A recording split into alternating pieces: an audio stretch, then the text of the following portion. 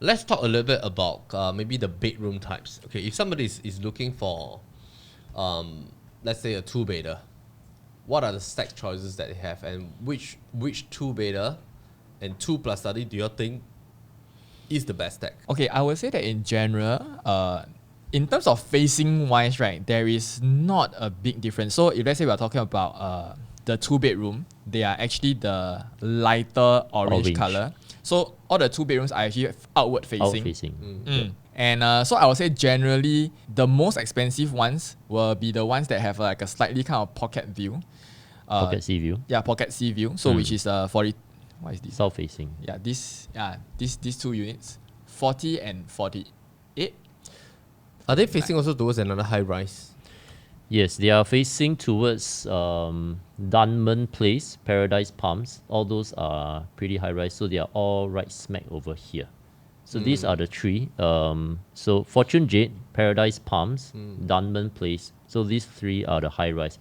And then of course over here you have Kesta and Dunman View. What is the highest level for Continuum?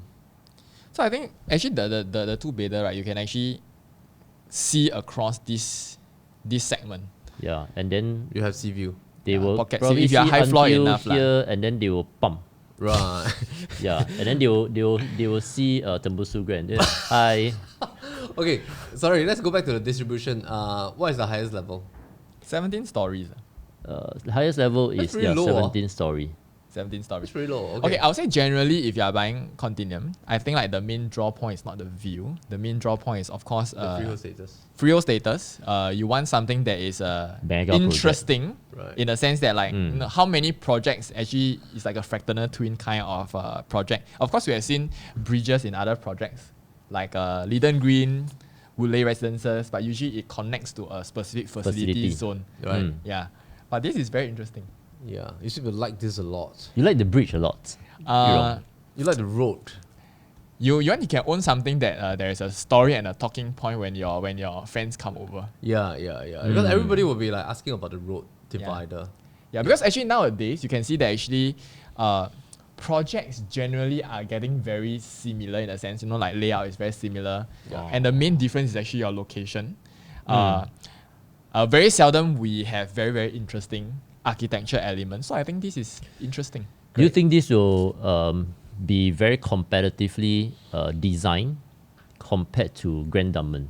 Because Grand Dunman is also another huge mega project, and it's just right beside the MRT station. Grand Dunman 200 meters to Dakota MRT station. Leasehold property is the only project that is exceeding 1,000 units in 2023.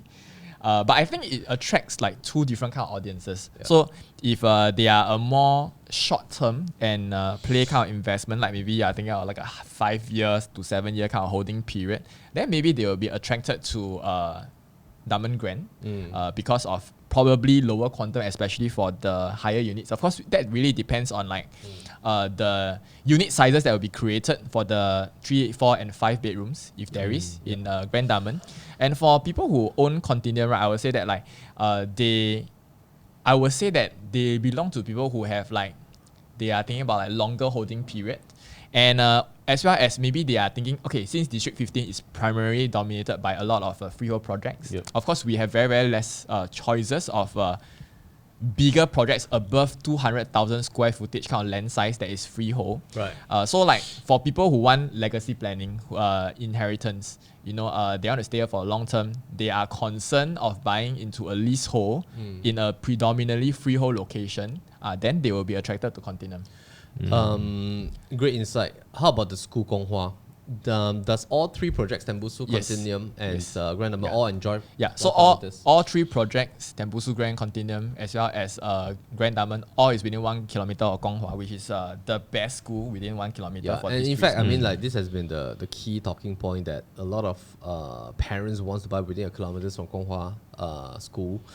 I think coming back to Grand Dunman is that this is going to be a project and an ecosystem on its own, because the Dakota crowd is a little bit different from the Tanjong Katong crowd. If you look at the performance of the 2 projects there, Water Bank at Dakota. Water Bank, Dakota Residences. These 2 are the underdogs, because in the past when it was launched, I think a lot of people didn't expect that. Not just did they perform so fantastically in terms of rental, in terms of price quantum gain, they perform fantastically well as well. And I think that mega project, Grand Dunman, if it's going to be launched in July, is going to have a huge advantage because they now have the liberty to see how Tembusu perform, how Continuum perform, and I think they're going to price it at such a sweet spot that they can win both. Yeah, and actually for number one, of course, for Grand Dunman is because they already have location advantage in terms of proximity to MRT station.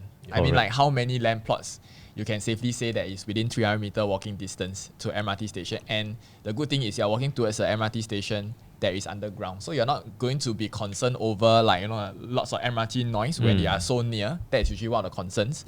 And the other thing is I would say that if you are thinking about views, those units that are in Grand Dunman facing towards the landed, fantastic. they're going to enjoy the more unblocked view. Yes. And I think that is also the reason why Waterbank at Dakota, as well as Dakota Residences, they are popular in the sense that southern facing units enjoy unblocked view, still near the MRT station and amenities. So when we were marketing one of the units at Waterbank, it's a large unit, a 4-bedder. It's facing towards the landed, and not just the landed, you can see the sea view as well. Correct. It's really beautiful, and the breeze is so huge. Like the amount of wind flow coming in, if you're at the site, the ground floor level, is very, very, very fantastic. Of course, this episode is not talking about let's go back to Continuum. Let's go back. Yeah. Mission control, we have liftoff.